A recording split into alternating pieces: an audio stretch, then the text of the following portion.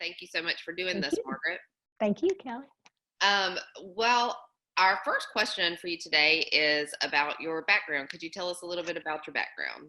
Okay, I'm a fine art major from Mississippi University for Women, and I did a little magazine publishing, jewelry design before I found pottery, and those classes were in college.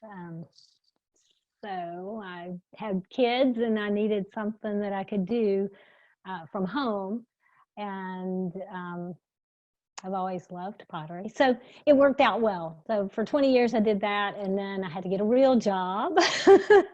So my day job is at the Armory Learning Arts Center for the city as their cultural arts director. Excuse me, the arts program coordinator for the Armory Learning Arts Center and the Arts Council of Montgomery. Well, and that's how I met you, and you're really wonderful at that job, and I love having had the chance to also see your work. I think that's a lot of us where and we'll get to that in a later question, but where we work and then we're creating art too and trying to balance those things. Mm-hmm. But before we get to that question, what is the desired impact of your work? What do you want people to feel or get out of your work when they see it? Well, primarily I'd like them to be engaged with it. I want them to use it if it's a functional piece. Some people say, no, I want it to just sit on my shelf and look pretty. Well, that's great. But as a maker, I would like it to be used. So, right. And sometimes when something's used, the marks from the use is like the piece growing over time. Yeah. Which is really cool. Yeah. And I saw some of your pieces that we're going to share with everybody who's watching the video. And there were some pieces that immediately I was engaged with the idea of using, like your berry bowls, which I think are beautiful. And I'm curious, has the pandemic affected your practice at all? Well, yes, it has. We've since our hours for the city have been greatly reduced, I've had a lot more time to work in the studio, which has been fabulous for my creative health. Some people are really sad and depressed, and I think that for me as a maker, it's been a beautiful gift, a time to slow down and really work in the studio. So it's been nice. That's fantastic. And do you have some influences that you'd like to share in regards to your work, or maybe just in your practice? Do you have some of the biggest influences you might consider? People, there was a Mississippi potter named Jan Carter who really pushed me to, he said, girl, get off your butt and make pots. So, it's funny how people can really, some little tiny something that they say can really, encourage you or push you to do what you're supposed to do. So yeah, and then there are lots of wonderful potters, women potters in generally. Susie Lindsay, Linda Christensen are a couple who really inspire me. One of our own local women, Tara Sartorius, so Tara Katie. She does some beautiful work, and I love her. We've got a really nice clay community here in Montgomery. Really generous, kind people who work well together. So that's great. That's a range of influences from local to earlier in your life, and I think that there are lots of ways that we can be influenced. I love that you're influenced by some other artists who look and see and know personally. We touched on this a little bit earlier, but could you expand a little bit on how you've developed your career and balanced your art making with your day job? So you're saying you've got a lot more time in the studio now, but of course we're all expecting to probably return to work and things like that. So I'm so curious to hear how you balance those things. I have very little creative time when I'm not working.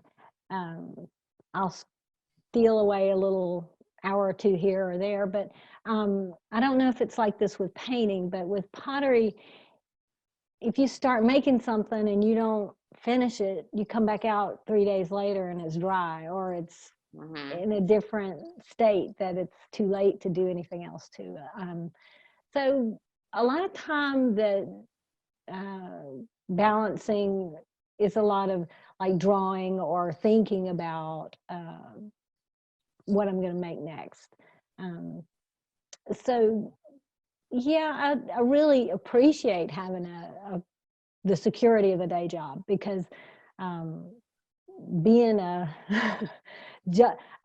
full-time artist is very difficult. And for 20 years, it was, shows or gallery sales or home shows. And that's a tough balance. It's really scary if you're not sure what your income is going to be. So, yeah. I think that's a really great point, because as much as I think we go through different phases of life, and sometimes we need that job security. And sometimes that job security can open up avenues for creativity. And then other times we might need the push to be creative under the gun of, or under the pressure of needing to be ready for shows and needing to be ready for sales. And I think that that's a really good point, that it's not one or the other.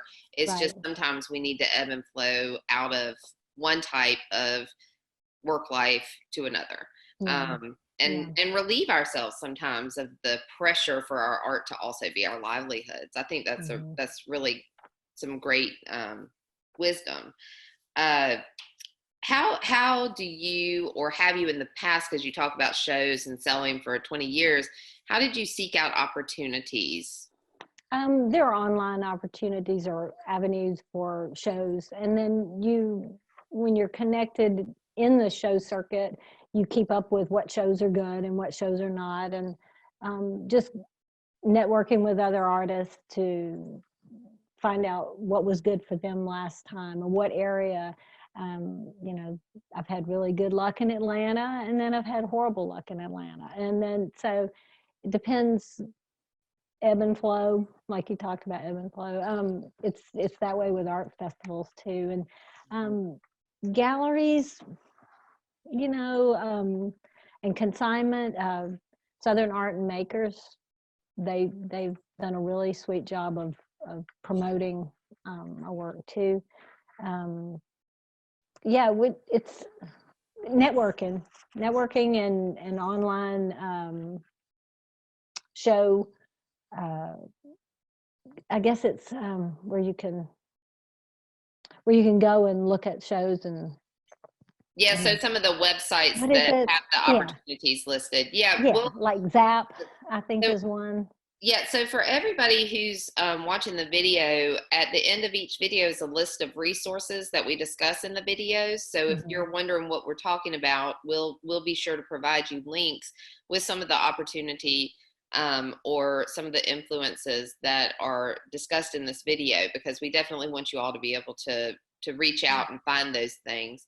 And Margaret, so we're talking about how we seek out opportunities, and I'm curious, I'm sure you have somebody purchase some of your pottery and then want to come back and purchase more. And I'm curious, how do you cultivate your collector base? How do you try to get somebody to start collecting your Margaret Barber originals, or possibly, try to set up a situation where people might want to own more than one of your pieces, so it's not just a one and done transaction when they're buying something from you?